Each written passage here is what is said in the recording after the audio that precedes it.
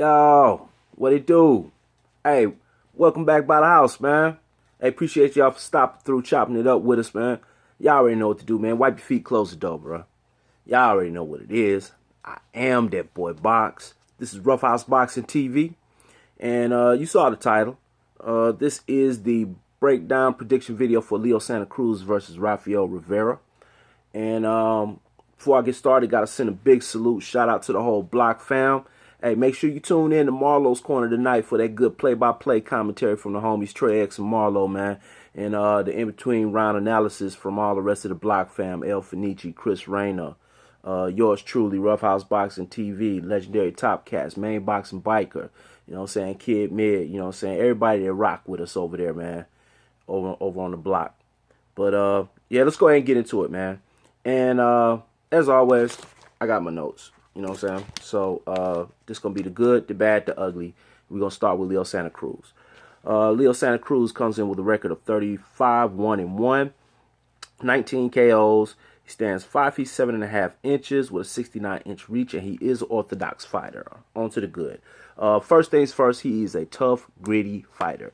Got to say that, you know, bar none. If you don't know anything else about Leo Santa Cruz, know that when he gets in the ring, he comes to scrap. So any opposition in there with him, man, they better go ahead and pack a lunch pail full of Snickers because they're going to be there for a while. He's got a good jab, good short combos, primarily the 1-2. He will bang with the opponents, especially when you get into exchanges. He'll let his hands go, punches and bunches. Some of them are, you know, a lot of them are wild, but, you know what I'm saying, but he will let his hands go. He's an aggressive pressure fighter that applies good pressure. You know what I'm saying? He doesn't just come forward to be coming forward, you know, but his movements seem calculated and stalking, and you know, and you know, that's the best way to put it right there. He's a nice hooker, primarily that left hook, and when he throws it to the body, it can be damaging, very effective. He's got a little back foot game on him too. I noticed that against Abner Mares. You know, so the boy was able to get the jab off the back foot, get the hook off the back foot. You know, even saw a nice little check hook, man. Now, that's not to say that you're going to see this all the time. This is like Haley's Comet and Bigfoot and the Unicorn. You just see this every now and again. But he has the ability to do that. So, you know what I'm saying, we had to make note of that. He can fight at all three levels, meaning from range, intermediate, and in the phone booth inside. You know, he's shown evidence of being able to do all three of those, you know, so... You know, that's part of his repertoire. And he changes up the levels. He would prefer to be inside in that phone booth, but he can fight effectively from the other two ranges as well. He's got good stamina, good motor. The pace that he starts the fight at is normally the pace that he ends the fight at. So, you know what I'm saying? Like I said, hey, ops are in for a long day. And he has respectable power, too. Like we said, he's got 19 KOs. So, you know, he's got power. Enough power to the point that when he hits an opponent, the opponent is like, whoa, okay, yeah, he got me there. You know what I'm saying? Whether they smile, shake their head, no, or whatever the case may be, they know they've been touched, you know, when he really sits down on the shot. And he can sit down on the shots, too. All right, on to the bad. He's primarily a straightforward and back fighter, not much use of angles at all. He's hittable. Not very slick, not very elusive. He doesn't attempt to avoid and slip a lot of punches, man. No head movement. His head stays on the center line and is right there. If you want it, come get it, because he's not going to hide it from you. Hand speed is average. Foot speed is average. Lacks good lateral footwork, in my opinion. You don't really see that. Like I said, straightforward and back, you don't see a lot of side-to-side movement with him. Lower his head when throwing hooks and winging shots a lot. And when you lower your head like that, you really can't see, one, what you're landing. I mean, what you're punching at, and two, anything that's coming your way. So he puts himself in jeopardy by not being able to see what he's throwing at, which can get you timed and countered. And two, you don't see what's coming at you, so you can't really defend if you can't see it. And those are the shots that get you the worst, are the ones you don't see. He's stiff, not an athletic fighter at all. He's almost robotic in there, you know. But not a whole lot of knee bend. Like I said, he's rigid, you know, in his movement, not fluid with his movements. He's not an athletic fighter. Counter punch game is practically non-existent. Non-existent. So he, like I said, he doesn't really try to time fighters, to make them miss, make them pay mantra. That's really not his game. He's just going in there and throwing his offense. His offense is his defense. So he's in there to overwhelm you with what he's got, and he'll take whatever you got in the process of trying to overwhelm you with his. Doesn't transition well from offense to defense or vice versa. And that goes kind of hand in hand with the lack of counterpunch game that he has. So yeah, it's self-explanatory. Can get sloppy in exchanges. We mentioned that earlier. When a lot of those times when he's letting his hands go in their wide winging hooks, they get real sloppy. They're not accurate. They're not crisp. They're not sharp. But rest assured, you will see that.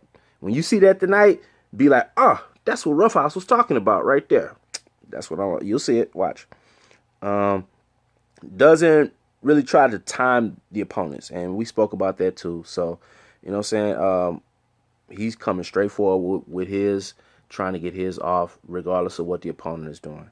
Doesn't seem to fancy the body attack as much as headshots. He's a headhunter, and although he can throw good, effective body shots, he seems to forego a lot of that, man, and say, I want your face. You know what I'm saying? I want to hit you in the head. So, yeah, that's what it is. All right, on to Rafael Rivera. Rafael comes in with a record of 26-2-2, 17 KOs, stands 5'7" tall, 66-inch reach, and he too is an orthodox fighter. So Santa Cruz has a half-inch height advantage and a 3-inch reach advantage. 3-inch reach advantage. All right, on to the good. He's got decent head movement. I noticed that. He's a rather slick fighter. He does evade shots, slips shots, uses his feints pretty nicely, fights in angles, and I like that about him. He's not just right there, straight forward, straight back, right in front of the opponent. He uses those angles to be able to make it difficult for the opponent to come back with something, because he's not standing right there in front of the opponent, and it gives different looks. So yeah, he's got a good stiff jab, good short combos, primarily the 1-2, just like Santa Cruz. But he's also got a nice 3-2 in there too. I saw that. It's got a nice hook, both hands. Pretty good counter puncher, and he's got pretty good timing too. I noticed that, man. I saw some slip and shoots. I saw some catch and shoots with him. I didn't see any pull counters. Yeah, that's about it. But what I did see, I liked. So, there it is. Fights well outside and intermediate range. Those two levels is where he seems to thrive, and he feels most comfortable from the outside. So, yeah, that's what that is. He's got a bit of a back foot game too. So, yeah. On to the back. We'll keep his head on the center line at times. Normally, you'll see the movement, the head movement early in the fight. As the rounds go on, the head starts to get more stationary. When he gets touched, then you'll see the movement start back. You know what I'm saying? So, yeah. Not a devastating puncher. He's got 17 KOs, but the majority of those are TKO. He has enough power to put down lesser opponents. I think Santa Cruz is an upper tier fighter in that division. Plus Santa Cruz has a good chin, which I didn't say that on his side, but I should have. He does have a good chin. So not a devastator. He doesn't have one punch knockout power. Respectable power, yeah, maybe, on a good day. Punch count lessens in later rounds. He lets his hands go a lot more in the first 6 than he does in the last 6. I noticed that, and it's noticeable. So for an opponent like Santa Cruz, that could be something that he could take advantage of in those later rounds. When Rivera's punch count starts to lower or lessen, Santa Cruz can come on and put his foot on the gas. But I will say this: when that punch count number goes down, it seems like he's a lot more selective with his punches, and he still gets good punches and has good punching accuracy with that. So we'll see. Hittable while in the phone booth. For some reason, he's not able to slip shots in close, or he hasn't shown evidence of it. I won't say he can't, but he hasn't shown evidence of it. And the majority of the punishment that he took, when I was looking at film on him, he was taking when he allowed the opponent to get in his chest, and they were shoulder to shoulder, chest to chest, whatever. And he keeps his hands low in that position. Instead of having his guard up, he would have like one hand right here and the other one down by his side, and so he could get that hook off, that right hook or whatever. And he was, and I was like, not a good look, especially against Santa Cruz, who thrives in the phone booth. So yeah, stands too wide from time to time. With that wide stance, it makes it harder for the fighter to move from point A to point B,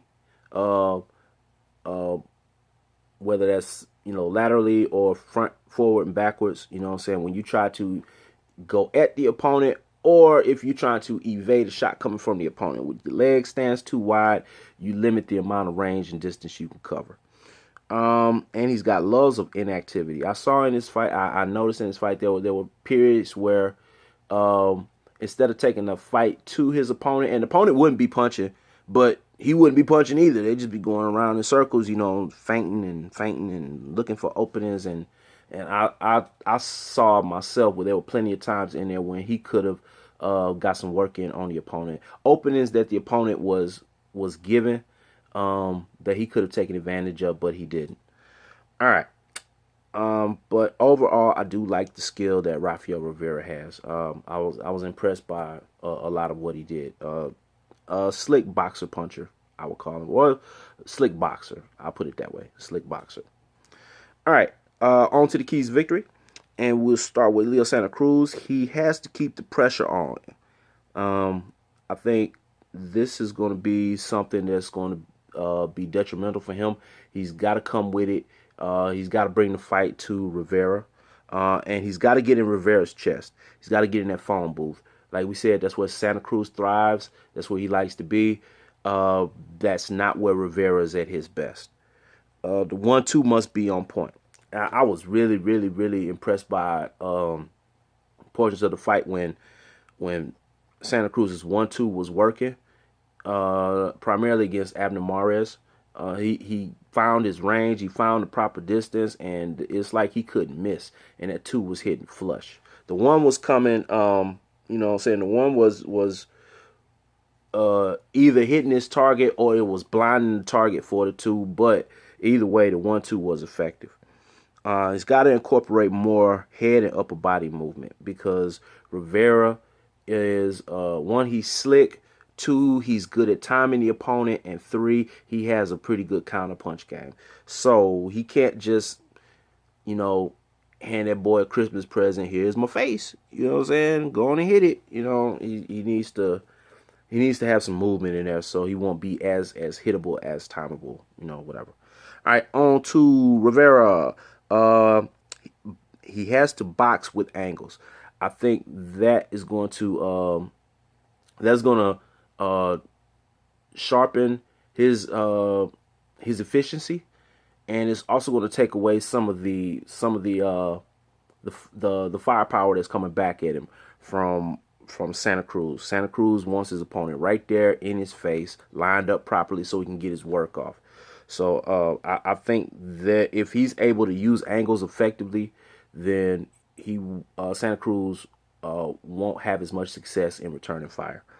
He's got to maintain the right range of distance, and although he has a 3-inch reach disadvantage to Santa Cruz, I still think that he can get his jab off effectively, as long as he keeps his head off the center line, and doesn't leave his head right there for the stick that Santa Cruz can put out. You know what I'm saying? If he's able to get his head off the center line and miss that jab, he can get his off. and he can do damage from range like that. See, timing and counter punching, if I can talk correctly. But yeah, we spoke about that, man. That timing and counter punching is going to have to be on display because Santa Cruz is going to come. He's going to come forward. He's going to throw his shots regardless of what Rivera is doing. But if Rivera is able to time him effectively, consistently, and you know, making miss, making pay consistently, that might discourage Santa Cruz a little bit from trying to do what he normally tries to do in the ring. All right, and he's got to throw quicker and straighter punches than Santa Cruz. Santa Cruz throws a lot of wide winging shots, hooks, whatever, you know, looping shots around the guard, whatever, and he tends to load up on them, and some of them are a lot of it is telegraphed. It's just screams quick, crisp shots right down the pipe could neutralize and counteract a lot of that. Those wide looping winging shots that the Santa Cruz throws. All right, now for the winner.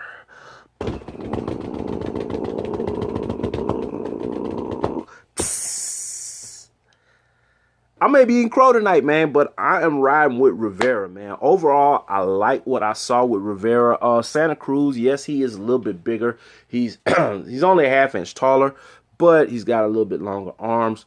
I honestly like the boxing skill, things that Rivera has in his toolkit.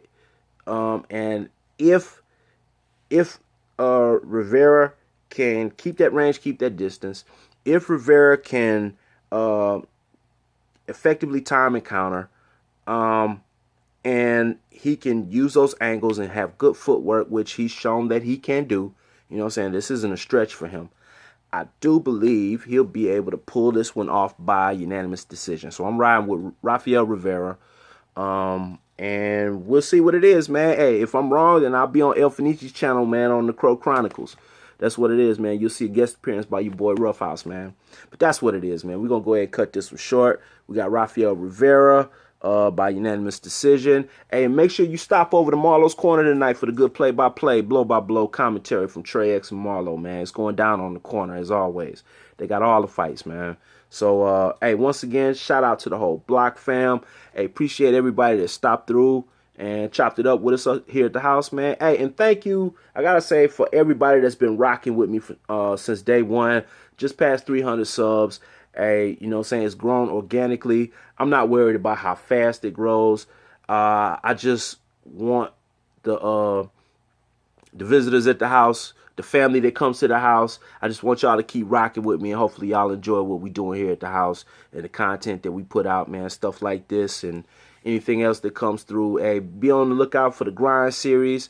We got Steven, Cool Boy, Steph, Fulton Jr., who is number 12 ranked featherweight, signed to the PBC.